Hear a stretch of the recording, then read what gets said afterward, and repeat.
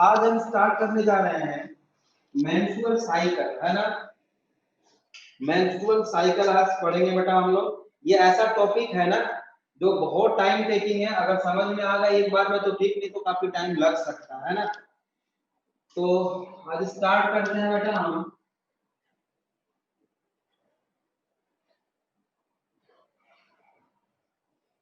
Menstrual cycle. ठीक है, menstrual cycle बेटा ये वर्ड अराइज हुआ है from menses. Word menstrual arise from menses and menses means होता है बेटा मंथ। और यहाँ पे मंथ का मतलब है 28 डेज, है ना। और ये 20 डेज ऐसा नहीं है कि हमेशा फिक्स होता है, ये कम भी हो सकता है और ज्यादा भी हो सकता है। ठीक बात है ना। पहले हम 2-3 पॉइंट बोलेंगे आपको, वो नोट कर लो, फिर इसको हम शुरू करते हैं। लिखो, 2-3 पॉइंट लिख लो बेटा, फिर हम शुरू करते हैं इसको। It is characteristic feature of menstrual cycle में 2-3 पॉइंट लिखो, फिर शुरू करते हैं। It is characteristic feature of female primates. It is characteristic feature of female primates. Primates एक ऑर्डर है बेटा क्लास मैमेलिया का। क्लास मैमेलिया में 13 ऑर्डर होते हैं बेटा। 13 ऑर्डर में एक ऑर्डर है बेटा प्राइमेट, है ना। तो characteristic feature of female primates, example चाहो तो लिख सकते हो human, apes, apes, apes and monkey, monkey, monkey. Next point लिखिए, नेक्स्ट पॉइंट लिखिए। It is cyclic event, it is cyclic event in which, it is cyclic event in which there is periodic shedding of, there is periodic shedding of uterine endometrium, periodic shedding of uterine endometrium,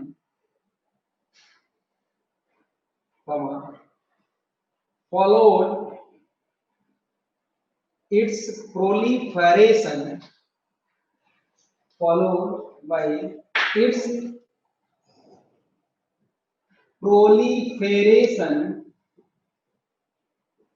proliferation मतलब कि बनना भी बताऊंगा proliferation क्या होता है, comma या and proliferation and preparation, proliferation and preparation for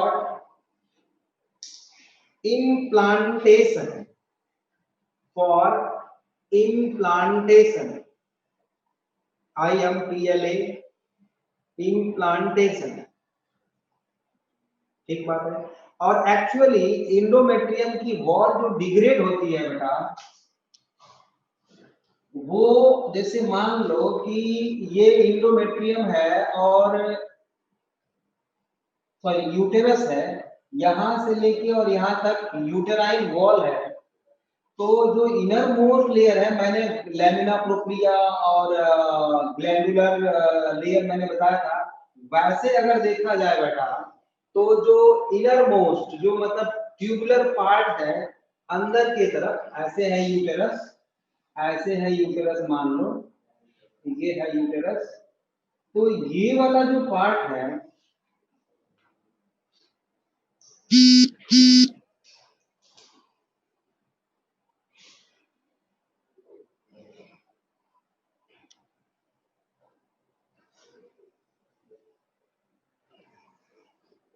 ये, इसको हम रेड कलर से जो मैंने दिखाया है आपको रेड कलर से, इसको हम बोलते हैं बेटा स्ट्रेटम, स्ट्रेटम फंक्शनलिस इधर वाले को, है ना। और जो अंदर है बेटा उसको हम बोलते हैं ये वाला, दूसरे कलर से दिखा दूं,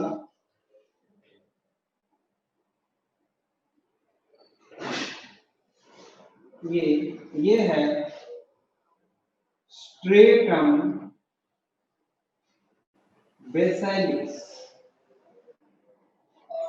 तो एक्चुअल में जो जिसका ब्रेकडाउन होता है वो होता है स्ट्रेटम फंक्शनलिस, क्योंकि बेटा इसमें ब्लड वेसल्स ज्यादा होती हैं, मतलब ये वास्कुलर होता है, ठीक है। अब ये इसी का ब्रेकडाउन होके ये बाहर जब आता है बेटा उसी को हम मेंस्ट्रुअल साइकिल बोलते हैं, ठीक है ना। क्यों होता है, कैसे होता है, कब होता है, ये सारी बात आज ही हम डिस्कस करने वाले हैं। अच्छा, beginning of menstrual cycle, next point लिखिए, बिगिनिंग ऑफ मेंस्ट्रुअल साइकिल को हम बोलते हैं बेटा क्या, मीनार या मेनोपॉज, उसको बोलते हैं बेटा हम मीनार, है ना। मतलब जब स्टार्ट होता है प्यूबर्टी में, मतलब 11 से 13 साल के बीच में फीमेल्स को, है ना, age between 11 and 13 years puberty, या कुछ लोग बोलते हैं 12 से 15 साल के बीच में, जो भी हो, मतलब थोड़ा सा 1-2 साल इधर उधर हो सकता है। तो मीनार की ये एज है। जब मेंस्ट्रुअल साइकिल आना बंद हो जाता है बेटा उसको हम बोलते हैं मेनोपॉज। मेनोपॉज मतलब स्टॉपेज ऑफ मेंस्ट्रुअल साइकिल, और ये होता है 45 to 50 इयर्स ऑफ एज में होता है, ठीक। ये बात समझ में आ गई। अभी तो मैंने बहुत ज्यादा कुछ नहीं बताया है आपको, है ना। चलो यहाँ तक हो गया। अब स्टार्ट करते हैं बेटा मेंस्ट्रुअल साइकिल। लेकिन मेंस्ट्रुअल साइकिल होता क्यों है, थोड़ा सा उस पर हम ध्यान देंगे।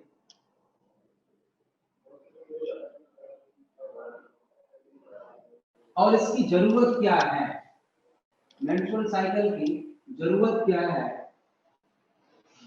उसको भी हम देखेंगे पहले, उसके बाद मैकेनिज्म देखेंगे, ठीक है ना। मैकेनिज्म अभी हम नहीं देख रहे हैं, अभी हम रफ आइडिया आपको पूरे मेंस्ट्रुअल साइकिल का दे रहा है, ठीक बात है बेटा।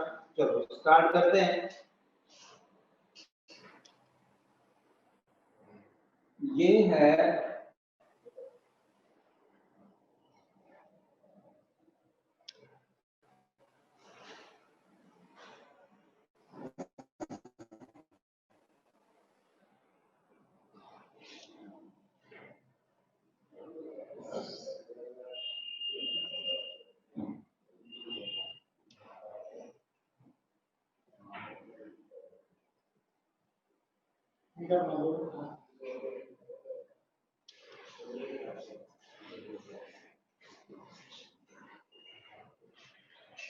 ये है बेटा यूटेरस, ये है यूटेरस, और ये है फैलोपियन ट्यूब, और ये है फीमरी, हम स्ट्रक्चर पहले ही पढ़ चुके हैं, और ये है ओवरी, ठीक बात है। अब देखो होता क्या है बेटा कि यहां से ओवरी में जैसे ही oogenesis स्टार्ट हुई, और यहाँ पे oogenesis कंप्लीट होने के बाद ये ग्रेफियन फॉलिकल ऐसे रह गया अंदर, और यहाँ से ओवुलेशन हो गया, सेकेंडरी oocyte बाहर आया।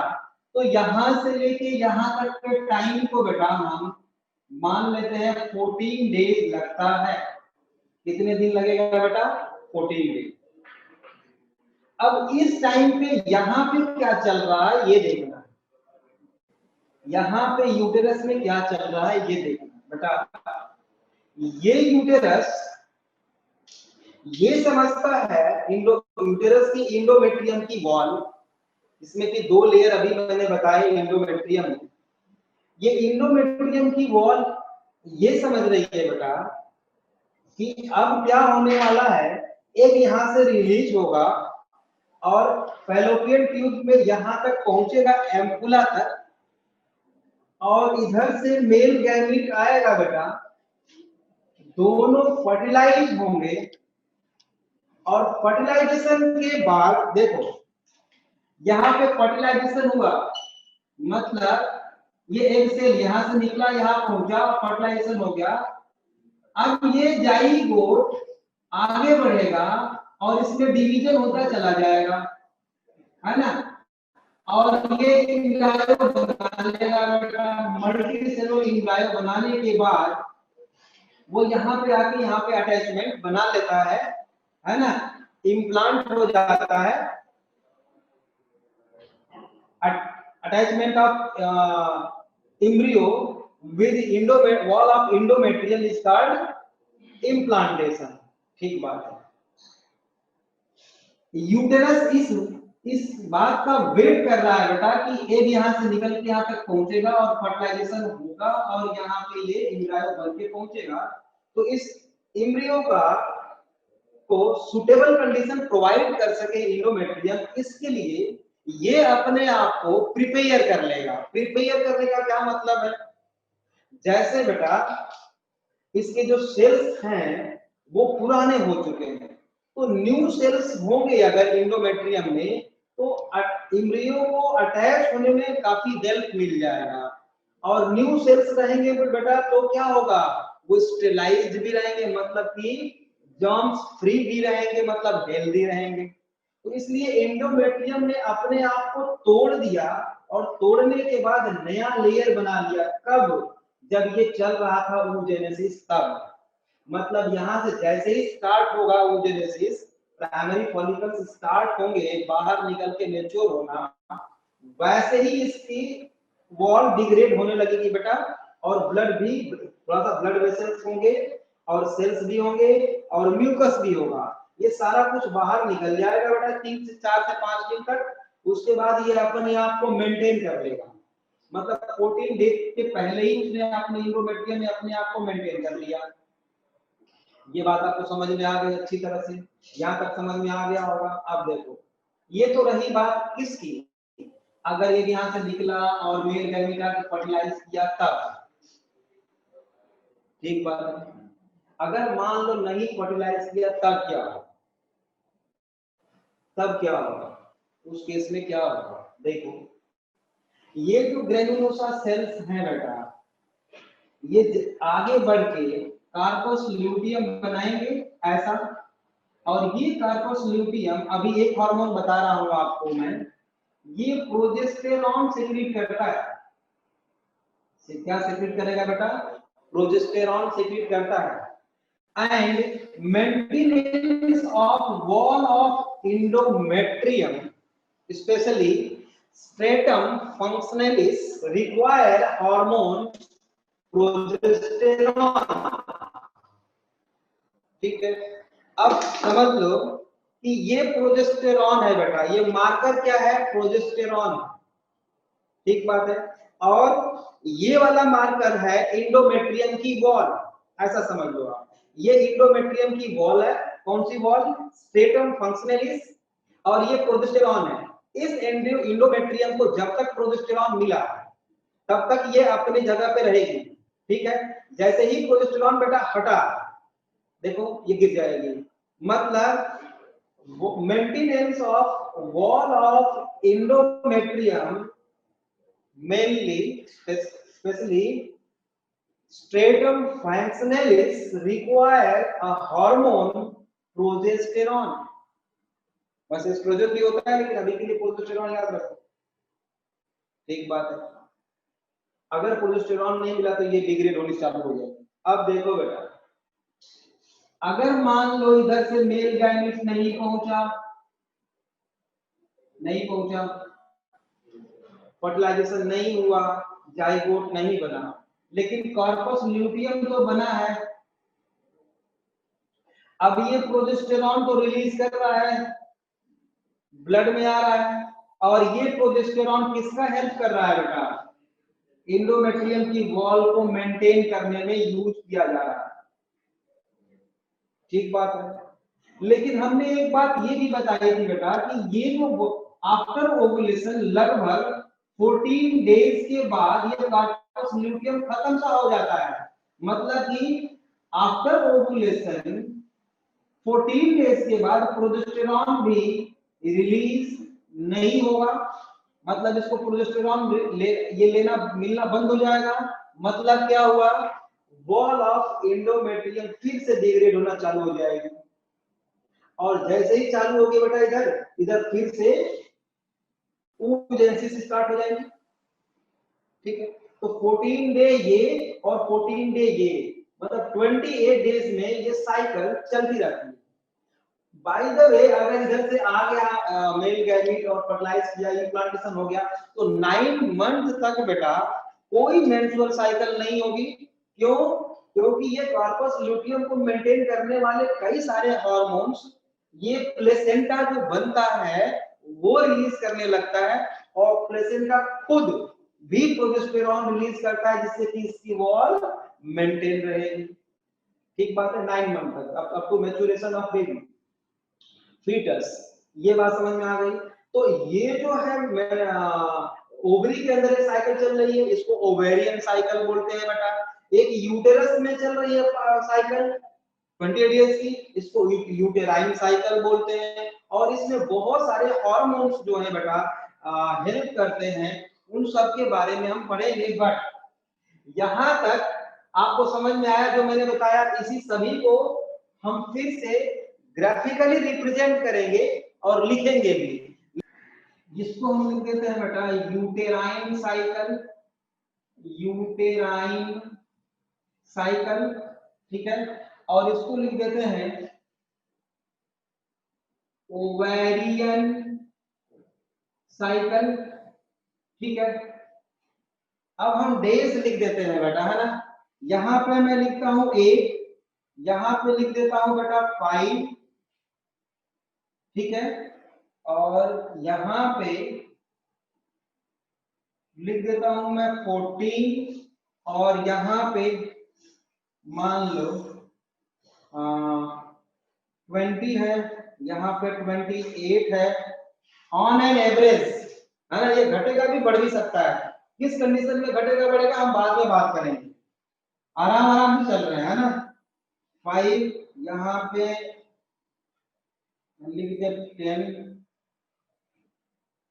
यहाँ पे 6, यहाँ पे 8। ठीक है, ये 28 डेज की साइकिल है यूटेरस में, है ना। तो देखो होता क्या है कि 1 से 5 दिन तक, या कुछ लोग बोलते हैं 4, लेकिन 5 आप रखो, है ना। ये 5 डेज तक बेटा होता क्या है यूटेरस में, 1 बाय 1 करके देखते हैं हम पहले, है ना। यूटेरस की पहले देख लेते फिर इसका देखेंगे। यूटेरस में बेटा होता क्या है कि पहले हमको पता था कि स्ट्रेटम फंक्शनैलिस एंड स्ट्रेटम बेसिलिस 2 लेयर होती है। ये 2 लेयर होती है यूटेराइन वॉल में। तो होता क्या है बेटा कि ये जो पहली वाली लेयर है ये डिग्रेड होती चली गई, दूसरी वाली है, देख लो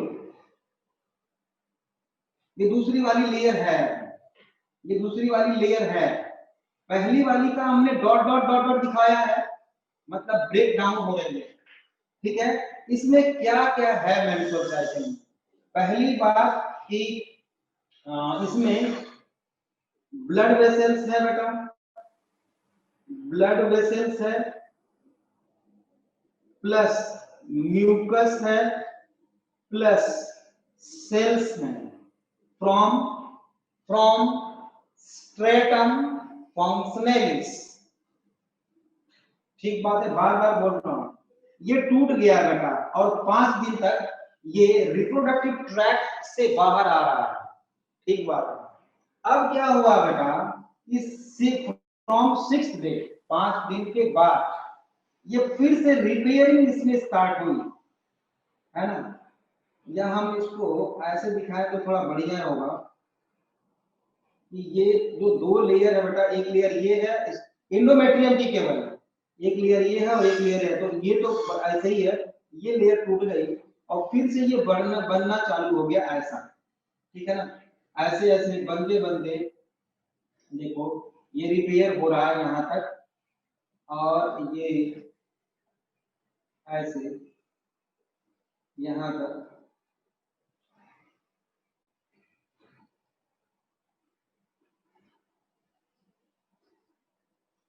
अब देखो बेटा,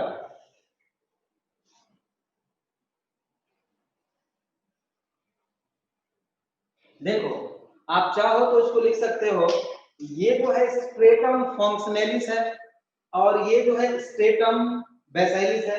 ये ब्रेक डाउन नहीं हुआ, ये जैसा का तैसा ही है। ये स्ट्रेटम फंक्शनलिस देखो यहाँ से ब्रेक डाउन हुई है 5 दिन तक, उसके बाद ये रिपेयरिंग चालू हुई है, फिर ये बढ़ने लगा, ठीक है।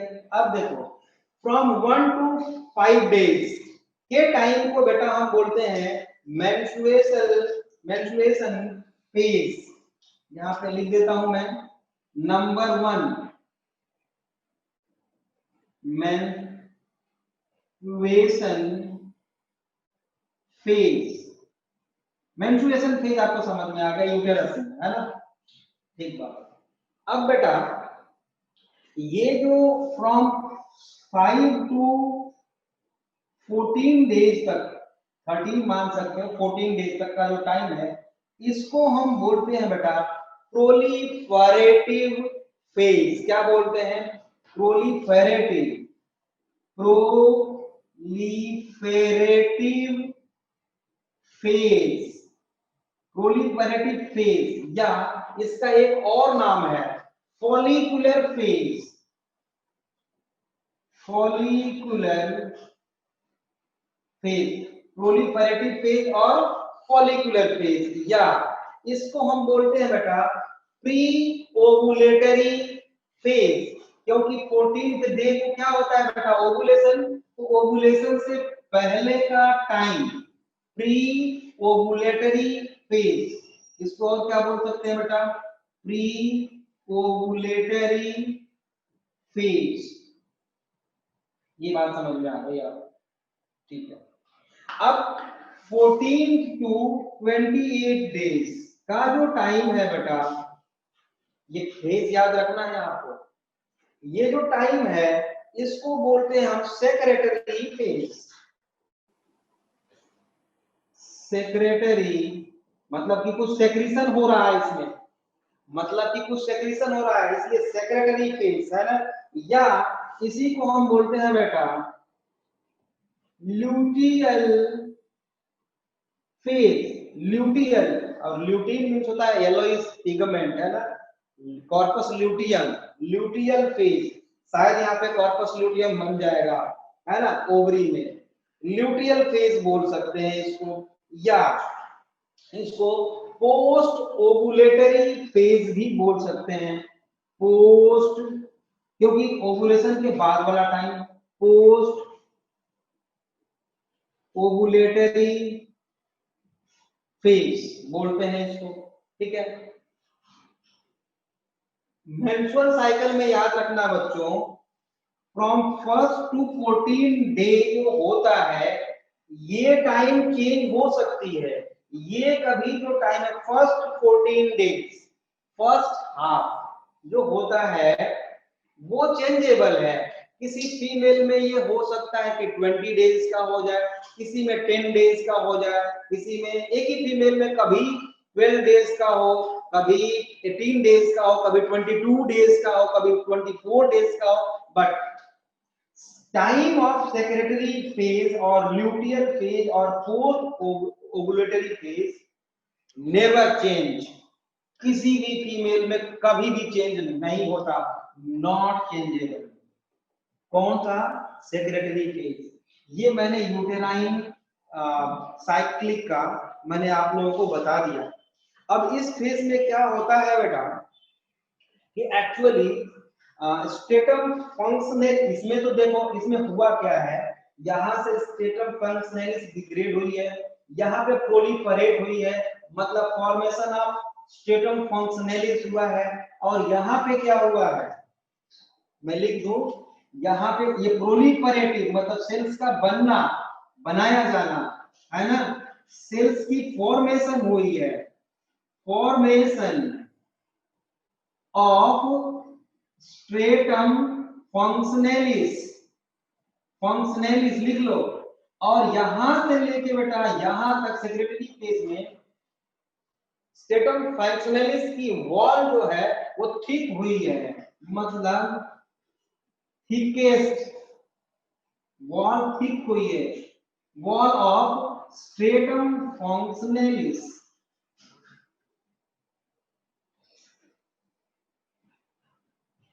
फंक्शनलिस ठीक बात है। आप लोगों को सबको यूटेराइन का जो फेज होता है बेटा, मेंस्ट्रुअल फेज, प्रोलिफरेटिव फेज और फॉलिकुलर फेज और सेक्रेटरी फेज, यहां तक समझ में आया क्या? ठीक है, कोई बात नहीं, अगर एक दिन में कंप्लीट नहीं होगा मेंस्ट्रुअल साइकिल, 2 दिन में करेंगे कंप्लीट, लेकिन हम बहुत आराम आराम से चल रहे हैं, सबको समझ में आ जाए, क्योंकि अगर बीच में जरा सा डिस्टर्ब हुआ बेटा तो समझ में नहीं आएगा। यहां तक सबको समझ में आया है? गुड, गौतम कुमार को समझ में आ गया, बढ़िया है ना, बहुत अच्छे बच्चे, चलो ठीक है, यहां तक सबको समझ में आ रहा है। मैं बहुत आराम आराम से चल रहा हूँ, फिर से बार में बात मैं रिपीट कर देता हूँ, हो सकता है कि आज हम इसको खत्म ना करने पाए, अगली क्लास में करेंगे खत्म, लेकिन एक बार में समझ में आ जाएगा बच्चों तो अच्छा रहेगा, क्योंकि अगर बीच में जरा सा भी अगर डिस्टरबेंस हुआ थोड़ा बहुत तो समझ में नहीं आएगा ना, अगर तो फिर जल्दी समझ में आएगा भी नहीं। यहां तक आपको समझ में आ गया, आपको ये पता लग गया बेटा कि यूटेरस में होता क्या है 28 डेज में, कब क्या होता है। अब हम ओवरी में देखते हैं बेटा कि ओवरी में क्या होता है। बेटा ये है 14th डे, ये है 14th डे, तो यहां भी मैं 14 लिख दूं, यहां पे 28 लिख दूं, और बेटा यहां पे मैं 1 लिख देता हूं। बात समझ में आ गई? बहुत आसान है, बहुत ही आसान है, इसमें तो मैंने कुछ किया ही नहीं। ये देखो, ये मेंस्ट्रुअल साइकिल का हाफ टाइम है, मतलब कि 14 डेज है, ठीक है। होता क्या है बेटा कि यहाँ पे डे फर्स्ट को प्राइमरी फॉलिकल्स निकल ले बाहर, प्राइमरी फॉलिकल्स निकल ले बाहर यहाँ पे, ठीक। अब ये है प्राइमरी फॉलिकल्स, ये सेकेंडरी फॉलिकल में कन्वर्ट हुआ बेटे, सेकेंडरी फॉलिकल में कन्वर्ट हुआ, बहुत बढ़िया। फिर यही बेटा टर्शियरी फॉलिकल में कन्वर्ट हुआ, देखो यहाँ पे मैं लिख देता हूँ इसको टर्शियरी फॉलिकल, ठीक है, टर्शियरी फॉलिकल मैंने लिख दिया। फिर ये मैच्योर ग्रैफियन फॉलिकल में कन्वर्ट हुआ बेटा, और मैच्योर ग्रैफियन फॉलिकल में कन्वर्ट होने के बाद इसने क्या किया बेटा, रिलीज कर दिया, इसने रिलीज कर दिया बेटा सेकेंडरी oocyte, ये है बेटा सेकेंडरी oocyte, इसी को हम क्या बोल रहे हैं बेटा, ओवुलेशन, इसी को हम ओवुलेशन बोल रहे हैं, ठीक। अब रिमेनिंग पार्ट है ना, remains of granulosa cells, sorry mature Graafian follicle, remains of mature Graafian follicles converted into corpus luteum, ये क्या बन गया बेटा, corpus luteum, और ये एलोइस बॉडी होती है। फिर ये धीरे धीरे धीरे धीरे खत्म होता चला जाएगा बेटा, है ना, ये टेम्पोररी इंडोक्राइन ग्लैंड होती है, मतलब जब तक रहेगी तब तक तो इसने हार्मोन सेक्रेट करना है, फिर बाद में खत्म हो जाएगी, कोई बात नहीं। चलो ये जो है आगे बढ़ा, धीरे धीरे छोटा होता जा रहा है बेटा, देखो ये है कॉर्पस, कॉर्पस एल्बुकेंस, ये है कॉर्पस एल्बुकेंस, ठीक है। और ये रिलीज कर रहा है बेटा प्रोजेस्टेरॉन और एस्ट्रोजन। चलो हार्मोन को हम लोग अगले दूसरे ग्राफ में देखेंगे। अब होता क्या है बेटा, 28 डेज आते आते आते आते ये खत्म, 28 डेज आते आते ये खत्म हो जाता है, देख लो खत्म हो गया। हाँ ये जरूर बात है कि जैसे कीचड़ में आप पैर डाल दो, कीचड़ है ना, या गीली मिट्टी में पैर डालो बेटा और आपके पैर में शू पहने हो और आपने वहां से पैर हटा लिया अपना, तो मिट्टी सूखने के बाद आपके शू का इंप्रेशन वहां पे रह जाएगा। जूता नहीं है वहां पे है नहीं आपका, लेकिन उसका इंप्रेशन रह जाएगा। उसी तरह से बेटा हर महीने है ना, यहाँ पे कॉर्पस ल्यूटियम कॉर्पस एल्बुकेंस अपना इंप्रेशन छोड़ जाता है बेटा। इसको काउंट करके हम बता सकते हैं कि किसी भी फीमेल की रिप्रोडक्टिव लाइफ कितने साल की हुई है ना। बट इसका कहीं वो क्वेश्चन इससे आएगा नहीं, वैसे मैं बता रहा हूँ, समझ ये यहाँ पे गायब होगा। अगर मान लो इम्प्लांटेशन हो जाता, फिर तो ये यहाँ पे शुरू नहीं होता, ये डिग्रेड होता नहीं डिग्रेड होता, डिग्रेड नहीं होता बेटा, तो फिर ये बचा भी रह जाता। ठीक बात है। और ओवुलेशन भी नहीं होगा। ओवुलेशन में क्यों रुक जाएगा? क्योंकि वो हार्मोनल मैकेनिज्म है, उसको हम दूसरे ग्राफ में देखने जा रहे हैं। मतलब यूटेरस में क्या हो रहा है बेटा 28 डेज साइकिल में, और ओवरी में क्या हो रहा है, मतलब ओवेरियन साइकिल और uterine cycle with the respect of 28 days cycle of menstrual cycle. आपको समझ में आ गया है ना, ये समझ में आ गया। अब हार्मोनल मैकेनिज्म पे चलेंगे हम लोग, कॉपी करते रहो। अब बेटा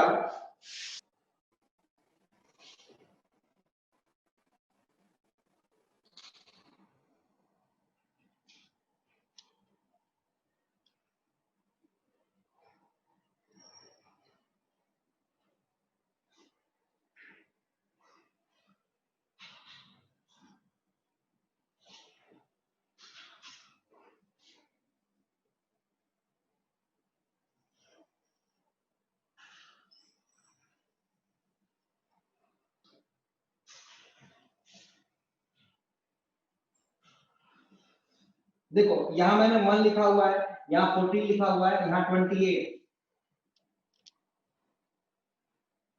यहाँ पे 14 है, यहाँ पे 28 है और यहाँ पे 1 है। ठीक, अब देखो पहले हम LH कर लेते हैं, है ना, पहले हम LH कर लेते हैं। हमने बात कर ली है बेटा कि LH पिट्यूटरी ग्लैंड से सेक्रेट होता है। यहां तक सबको समझ में आ गया था बेटा? यहाँ पे देखो, मैं पिट्यूटरी हार्मोन के बारे में बात कर रहा हूँ। पिट्यूटरी हार्मोन दो होते हैं बेटा, एक FSH और एक LH। पहले हम LH को देखते हैं बेटा कि LH secreted by anterior lobe of pituitary gland due to influence of GnRH gonadotrophic releasing hormone। अब क्या होता है बेटा कि GnRH जितना पिट्यूटरी ग्लैंड को मिलेगा उतना उसने LH और FS बना दिया। ये FSH तो रिलीज हो जाता है anterior lobe of pituitary gland से, लेकिन पिट्यूटरी ग्लैंड क्या करती है बेटा, LH को अपने पास थोड़ा स्टोर करके रखती है ना, रिलीज नहीं करती। मतलब anterior lobe of pituitary gland को इंफॉर्मेशन GnRH से मिला तो लेकिन उसने LH बनाया भी लेकिन रिलीज नहीं किया, अपने पास रख लिया। होता क्या है बेटा, 14th डे को ये LH एक का लेवल एकदम से बढ़ जाता है, मतलब पिट्यूटरी ग्लैंड रिलीज कर देता है hormone, luteinizing hormone, and luteinizing hormone responsible for ovulation. तो जो पिट्यूटरी ग्लैंड से ल्यूटिनाइजिंग हार्मोन से चल पड़ता है बेटा ओवुलेशन के लिए, फॉर ओवुलेशन, उसी को बोलते हैं हम LH सर्ज। मतलब कि पीक जो है, ये peak 14th day, peak LHURGE। ठीक है, LH का काम आपको समझ में आ गया कि ओवुलेशन करा रहा है। FSH देखो बेटा, FSH यहां तक तो मेंस्ट्रुअल साइकिल चल रही है बेटा, यहां पर तो क्या चल रहा है बेटा, oogenesis चल रही है। मतलब डे फर्स्ट ही इस फॉलिकल्स को स्टिमुलेशन चाहिए, क्या कंप्लीट करने के लिए, oogenesis। तो oogenesis मतलब प्राइमरी फॉलिकल्स बनेंगे, सेकेंडरी फॉलिकल्स बनेंगे, टर्शियरी फॉलिकल्स बनेंगे, और इसमें हेल्प करने वाला फॉलिकल स्टिमुलेटिंग हार्मोन, तो एफएसएच का रिलीज सिक्वेंस देखो बेटा यहीं से स्टार्ट हो गया, बढ़ने लगा और बढ़ते बढ़ते बढ़ते बढ़ते देखो ऐसे हो गया। अब ये ओवुलेशन के टाइम पे थोड़ा सा ही बढ़ता है, फिर आके ये पैरेलल हो रहा है, नहीं रिलीज हो रहा है। तो एफएसएच और एलएच हार्मोन जो पिट्यूटरी ग्लैंड से सेक्रेट किए जाते हैं बेटा, ओवेरियन साइकिल के रिस्पेक्ट में कब बढ़ते हैं कब घटते हैं, ये बात आपको समझ में आ गई क्या सब लोगों को? रिपीट करता हूं, देखो बेटा कल हम लोगों ने जो पढ़ा था, कल हम लोगों ने पढ़ा था बेटा कि GnRH secreted by hypothalamus stimulate anterior lobe of pituitary gland to secrete FSH and LH। ये बात हम लोग कल पढ़े थे। होता है क्या है बेटा, डे फर्स्ट से FSH चाहिए इसको, क्योंकि बिना फॉलिकल स्टिमुलेटिंग हार्मोन के ये प्राइमरी सेकेंडरी टर्शियरी फॉलिकल्स तो नहीं बनेंगे ना। तो FSH हार्मोन चाहिए इसको, ओवरी को चाहिए। देखो तो इसका सेक्रेशन मैंने डे फर्स्ट से ही बढ़ा दिया है, ठीक बात है। अब FSH is responsible for oogenesis, means formation of primary secondary tertiary and mature Graafian follicle, वो करा दिया इसने। देखो देखो बढ़ रहा है इसका। अब जैसे ही बात बेटा ग्राफियन फॉलिकल मैच्योर हो गई, अब ओवुलेशन होना चाहिए, ठीक बात है। अब देखो ओवुलेशन के लिए मेन हार्मोन जो होता है बेटा, हार्मोन, अब ये जो GnRH है gonadotropin releasing hormones from hypothalamus, ये रिलीज तो करता है और स्टिमुलेट तो करता है पिट्यूटरी ग्लैंड को कि तू LH को सेक्रेट करेगा, लेकिन ये सेक्रेट करता भी है। पिट्यूटरी ग्लैंड ल्यूटिनाइजिंग हार्मोन बनाता तो जरूर है बेटा, लेकिन रिलीज नहीं करता, बाहर नहीं निकालता, ब्लड में नहीं रिलीज करता, ठीक बात है। देख लो यहाँ पैरेलल ही चल रही है, लगभग ज्यादा नहीं बढ़ रहा है, ज्यादा LH बढ़ नहीं रहा है, थोड़ा बहुत आ जा रहा है, थोड़ा बहुत। लेकिन बेटा होता क्या है कि जैसे ही 14th डे को ग्राफियन फॉलिकल मैच्योर हो जाती है, वैसे ही ये पिट्यूटरी ग्लैंड एकदम से रिलीज कर देता है बेटा ल्यूटिनाइजिंग हार्मोन को। क्यों? वो अपने पास बना के रखा रहता है, ठीक है। जब एक बार में रिलीज करता है ल्यूटिनाइजिंग हार्मोन, तो देखो ल्यूटिनाइजिंग हार्मोन रेड कलर से मैंने बनाया, इसका पीक आ गया यहाँ पे, ठीक। इसी को कहते हैं LH surge, SURGE, LH surge, ठीक बात है। पीक जो है ल्यूटिनाइजिंग हार्मोन का जो पीक है उसी को LH सर्ज बोलते हैं। And LH surge is responsible for release of secondary oocyte from ovary, यहां से ये रिलीज करवा देता है कौन? ल्यूटिनाइजिंग हार्मोन बेटा, ठीक है। तो ओवुलेशन के लिए कौन रिस्पांसिबल हुआ बेटा? Luteinizing hormone. उसके बाद कम हो पैरेलल हो गया ये भी, और FSH भी पैरेलल हो गया। क्या आपको ओवुलेशन ओवेरियन साइकिल के रिस्पेक्ट में ल्यूटिनाइजिंग हार्मोन और फॉलिकल स्टिमुलेटिंग हार्मोन, ये दोनों हार्मोन समझ में आ गए? समझ में आ जाए तभी यस लिखना, नहीं तो मत लिखना, मैं 100 बार बताऊंगा। चलो खुश हो जाओ, चलो बढ़िया बढ़िया, समझ में आ गया, आप समझ में आ गया सबको, आ गया सब, ठीक है, बहुत अच्छा, बहुत बढ़िया लगा, ठीक है। अब हम देखो बेटा ये तो इसकी बात हो गई, उसकी अब पिट्यूटरी हार्मोन की। अब हम चलते हैं बेटा ओवेरियन हार्मोन, क्योंकि ओवरी भी हार्मोन्स रिलीज करता है, ओवरी भी हार्मोन रिलीज करता है। एक बात याद रखना, ये जो ग्राफियन फॉलिकल है बेटा, ग्रेनुलोसा सेल्स है ना, वो भी तो हार्मोन रिलीज करते हैं। कौन सा? एस्ट्रोजन। कल ही मैंने बताया था आप लोगों को, ये बात भूलनी नहीं है ना। है ना। ग्रैफियन फॉलिकल बेटा एस्ट्रोजन हार्मोन रिलीज करते हैं, और प्रोजेस्टेरॉन कौन रिलीज करता है बेटे? प्रोजेस्टेरॉन कौन रिलीज करता है? Corpus luteum, corpus luteum. ठीक बात है। अब देखते हैं ओवेरियन हार्मोन, ओवेरियन हार्मोन। ठीक बात है।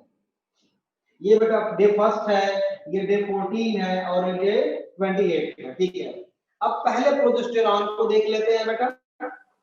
देखो ब्लैक कलर से मैं प्रोजेस्टेरॉन बना रहा हूं, प्रोजेस्टेरॉन है ही नहीं। देखो पैरेलल जा रहा है, ये जा रहा है पैरेलल, ये देखो पैरेलल जा रहा है ऐसे, ठीक, पैरेलल जा रहा है। अब होता क्या है, जैसे ही ओवुलेशन हुआ, देखो यहां जैसे ही ओवुलेशन हुआ और कॉर्पस ल्यूटियम बना, कॉर्पस ल्यूटियम सेक्रेट करने लगता है कौन सा हार्मोन? प्रोजेस्टेरॉन। तो देखो यहाँ पे फिर प्रोजेस्टेरॉन का लेवल बढ़ गया, यूं बढ़ गया, देखो। And progesterone is responsible for maintenance of wall of endometrium, wall of endometrium. और ये 28 डेज है बेटा। अगर इम्प्लांटेशन नहीं हुआ तो फिर उसको प्रोजेस्टेरॉन मिलना बंद हो जाएगा बेटा, ठीक है, क्योंकि कॉर्पस ल्यूटियम तो खत्म हो जाएगा। फिर क्या होगा, प्रोजेस्टेरॉन का लेवल डाउन होगा, और जैसे ही डाउन होगा बेटा वैसे ही मेंस्ट्रुअल साइकिल स्टार्ट, मतलब डे फर्स्ट यहाँ पे आ गया फिर से। मतलब मेंस्ट्रुअल साइकिल का स्टार्ट होना लो लेवल ऑफ प्रोजेस्टेरॉन पे डिपेंड करता है। ये बात आपको याद रखनी है। Main hormone of menstrual cycle, absence of progesterone, low level of progesterone, sorry absence तो नहीं बोल सकते, लो लेवल ऑफ प्रोजेस्टेरॉन। ये बात आपको समझ में आ गई बेटा। प्रोजेस्टेरॉन, यहाँ प्रोजेस्टेरॉन मैं लिख दूं,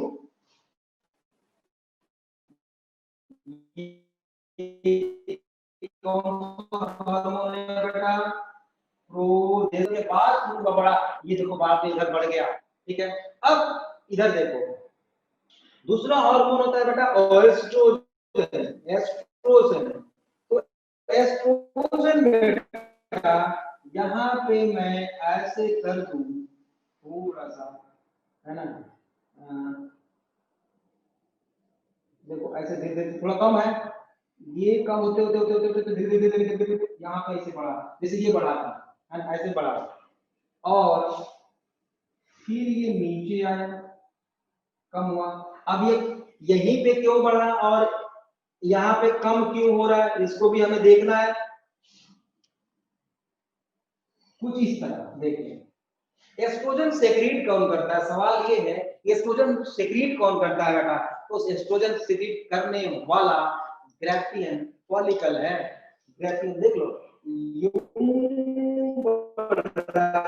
ऐसे ऐसे, तो ये ग्रैफियन फॉलिकल का मैच्योर होना भी तो रहा है, ये देखो ये ऐसे ऐसे बड़ा हो रहा है। तो एस्ट्रोजन सेक्रेट करने वाले यही तो फॉलिकल ही तो है, फॉलिकल ही तो है। तो वैसे वैसे देखो एस्ट्रोजन का वॉल्यूम बड़ा, अमाउंट बड़ा, कंसंट्रेशन बड़ा ब्लड में। ये है बेटा एस्ट्रोजन, एस्ट्रोजन हार्मोन, ठीक है। और एस्ट्रोजन इज रिस्पांसिबल फॉर, बताओ, ये भी प्रोलिफरेशन। यहां देख लो ये प्रोलिफरेशन यहाँ पे चल रहा है ना, तो प्रोलिफरेट करवा रहा है बेटा एस्ट्रोजन, प्रोलिफरेट करवा रहा है एस्ट्रोजन, ठीक है। प्रोलिफरेट कर रहा है मतलब ब्लड वेसल्स बना रहा है, क्या बोलते हैं उसको, स्ट्रेटम, स्ट्रेटम फंक्शनलिस को प्रोलिफरेट करा रहा है एस्ट्रोजन, ठीक बात है। अब यहाँ पे काम खत्म, अब प्रोजेस्टेरॉन करा रहा है आफ्टर ओवुलेशन, आफ्टर ओवुलेशन जो ओवरी का बेटा maintenance, sorry sorry sorry sorry uterus का जो मेंटेनेंस है वो कौन कराता है? प्रोजेस्टेरॉन। मतलब यूटेरस की वॉल को थिक कौन करता है? प्रोजेस्टेरॉन। और एब्सेंस ऑफ प्रोजेस्टेरॉन क्या सेक्रेट होना, क्या स्टार्ट हो जाएगा बेटा, मेंस्ट्रुअल साइकिल। अगर यहाँ तक दिख रही है कि नहीं दिख रही, पहले तो ये देख लूं मैं, दिख रहा है, दिख रहा है। अब दो चार पॉइंट है जो आपको लिखने हैं फटा। यहां तक समझ में आया क्या?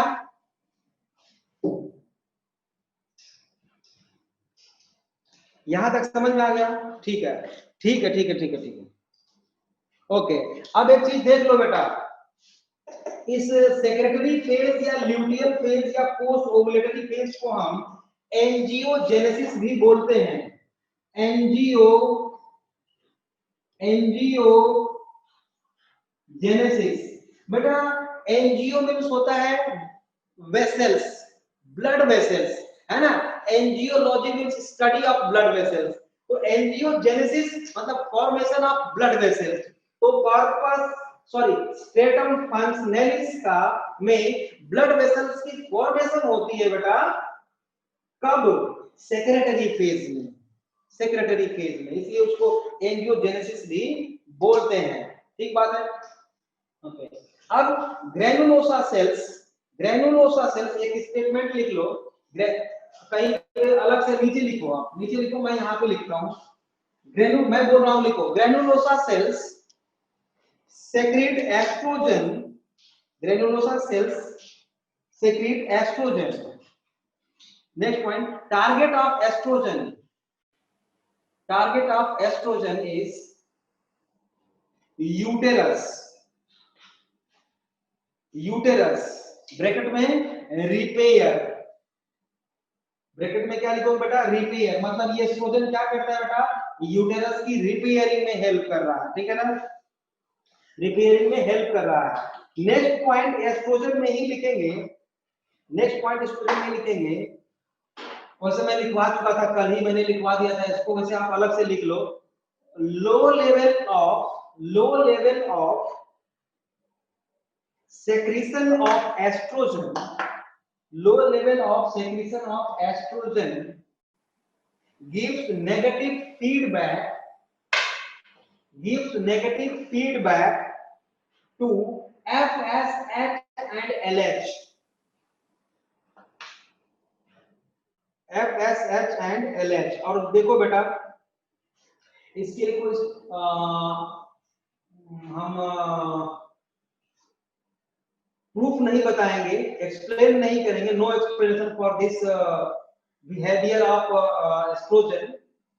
ये एस्ट्रोजन का लेवल जब बढ़ता है बेटा तो इन दोनों का भी लेवल बढ़ता है। वैसे आप देख रहे हो ग्राफ में, देख रहे हो बेटा एस्ट्रोजन बढ़ा है तो ये भी बढ़ा और ये भी बढ़ा, समझ रहे हो? हाँ,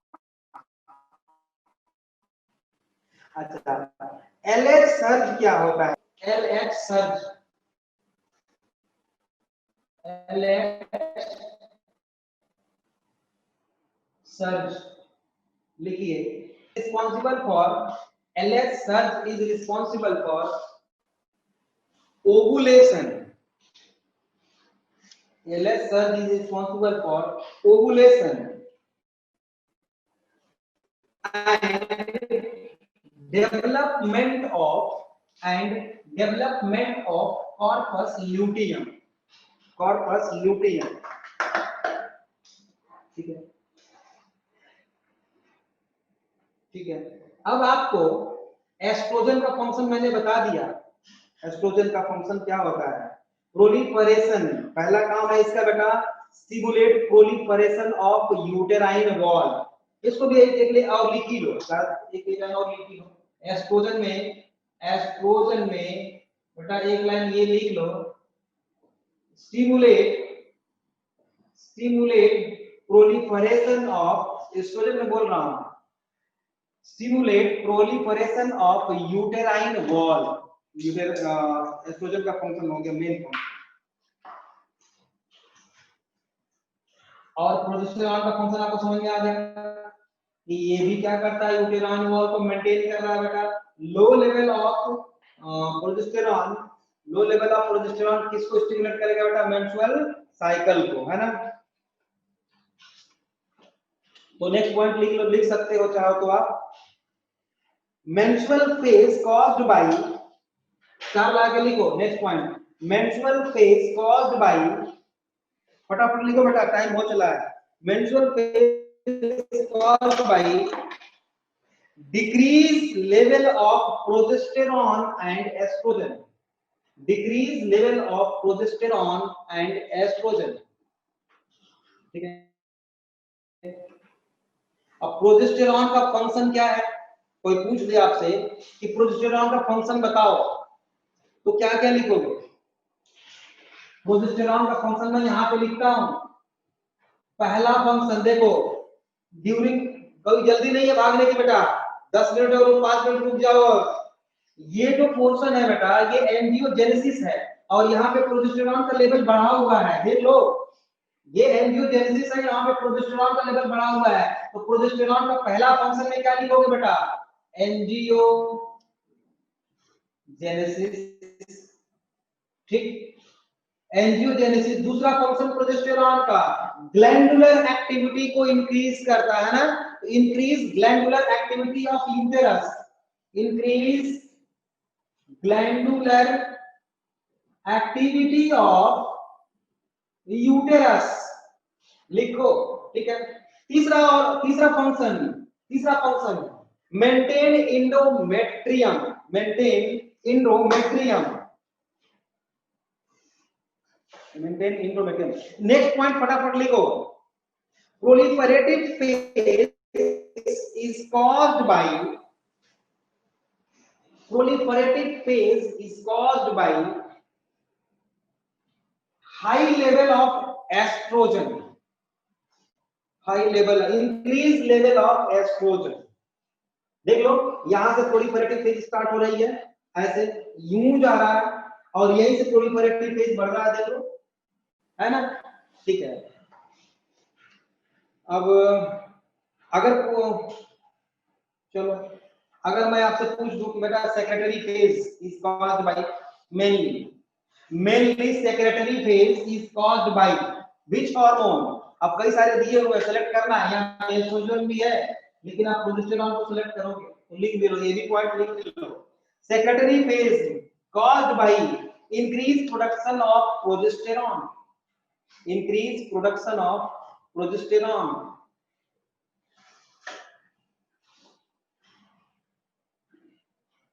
ठीक है, हो गया। 2 मिनट और दे सकते हो क्या? 2-4 मिनट और दे सकते हो क्या? फटाफट लिखो, 2-4 मिनट और दे सकते हो तो मैं आगे बढ़ूंगा। अभी 5 मिनट का और थोड़ा सा 2-4 पॉइंट बताना है मुझे, जल्दी लिखो, जल्दी लिखो, ठीक है, लिखो लिखो, ठीक है, ओके, लिख बेटा, लिख। एक वर्ड है एमेनोरिया, एमेनोरिया, है ना, एमेनोरिया लिखो, हेडिंग दो, एमेनोरिया, AMENORRHOEA, एमेनोरिया मींस होता है बेटा सस्पेंशन ऑफ मेंस्ट्रुअल या एब्सेंस ऑफ मेंस्ट्रुअल साइकिल, है ना। और इसका रीजन देखो, प्राइमरी रीजन होता है प्रेगनेंसी। एमेनोरिया का प्राइमरी रीजन क्या लिखोगे? प्रेगनेंसी। मतलब बेटा अगर इंडोमेट्रियम की वॉल में फीटस ने अटैचमेंट बना लिया है, मेरी बात ध्यान से सुन लो फिर से, अगर अटैचमेंट बना लिया है, इम्प्लांटेशन हो चुका है बेटा, प्रेगनेंसी हो चुकी है, तो प्लेसेंटा की फॉर्मेशन हो जाएगी, और प्लेसेंटा वो सारे हार्मोन्स रिलीज करना शुरू कर देगा जिसकी जरूरत इंडोमेट्रियम को मेंटेन करने के लिए होती है। तो इंडोमेट्रियम मेंटेन रहेगा, तो प्रेगनेंसी में क्या होगा? फिर मेंस्ट्रुअल साइकिल रुक जाएगी, और मेंस्ट्रुअल साइकिल रुक जाएगी, फिर ये एफएसएच भी रिलीज नहीं होगा उस टाइम पे, क्योंकि इसको भी नेगेटिव फीडबैक दिया जाएगा, एफएसएच को भी नेगेटिव फीडबैक दिया जाएगा बेटा, इतना ध्यान रखना। मतलब ओवुलेशन के लिए, मतलब मियोसिस के लिए, मतलब कि oogenesis के लिए एफएसएच की जरूरत होती है। अगर एफएसएच ना हो बेटा तो एग सेल नहीं बनेंगे, और उस टाइम पे प्रेगनेंसी के टाइम पे एफएसएच को नेगेटिव फीडबैक दे देता है प्लेसेंटल हार्मोन, वो भी हम अलग से पढ़ने वाले हैं।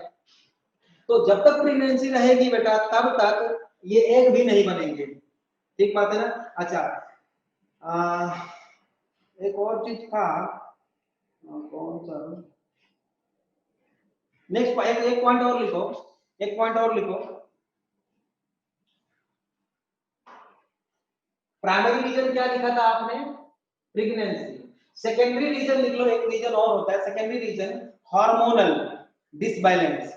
प्राइमरी रीजन आपने लिखा था किसका, एमेनोरिया का, मतलब एब्सेंस ऑफ मेंस्ट्रुअल साइकिल का लिखा था आपने, प्रेगनेंसी। सेकेंडरी रीजन लिख लो disbalance, hormonal disbalance, hormonal disbalance. ठीक है, एक पॉइंट और लिखो, इवन, नेक्स्ट पॉइंट लिखो, even after child birth, even after child birth, child birth, prolactin inhibits, prolactin inhibits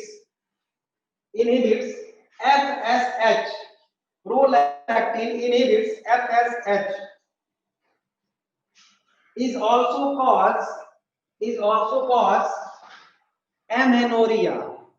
मतलब प्रोलैक्टिन आप जानते हो मिल्क सेक्रेटिंग हार्मोन होता है, मैं बता चुका हूं, वो भी एफएसएच को नेगेटिव फीडबैक दे देता है बेटा, है ना, secrete negative feedback to stop the secretion of FSH.